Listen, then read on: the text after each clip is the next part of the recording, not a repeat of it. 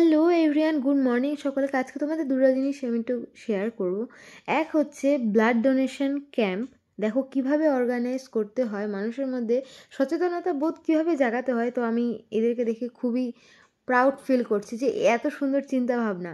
এরা সকলে যারা এই দেখো পার্পল কালারের মানে সব এক ধরনের ইউনিফর্ম পরে আছে, এরা বাইক রাইড করে বারাসাত থেকে দার্জিলিং অবধি যাওয়ার ডিসিশন নিয়েছে।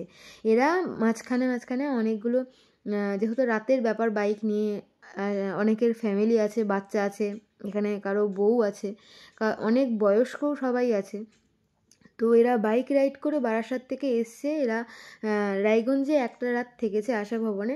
তো থাকার পরে এরা পরের দিন সকালবেলা এখানে যাচ্ছে। আমি ঘুম থেকে উঠে দেখি যে বিশাল বাইকের আওয়াজ হচ্ছে। তো আমি ভাবলাম যে না, একটু বাইরে যাই দেখি। প্রায় ৮০-৮৫ জন এখানে বাইক রাইড করে তারা বারাসাত থেকে এসছে। না আমি তাদেরকে চিনি না, তারা আমাদেরকে চেনে। এটা একটা অ্যাওয়ারনেস ক্যাম্প, মানে ক্যাম্পের মধ্যে কি অ্যাওয়ারনেস বাইক রাইড, অবশ্যই পুলিশের গাইডলাইন্স সেখানে আছে, তারা গাইড করে নিয়ে যাচ্ছে। আর এরা বারাসাত থেকে দার্জিলিং আবার বারাসাত ফিরে যাওয়ার জন্য মাঝখানে অনেকগুলো রাত অনেক জায়গায় তারা স্টে করবে। তো এই ব্যাপারটা আমার ভীষণ ভালো লেগেছে অ্যান্ড ইউনিক। এখানে হয়তো সবাই ব্লাড ডোনার।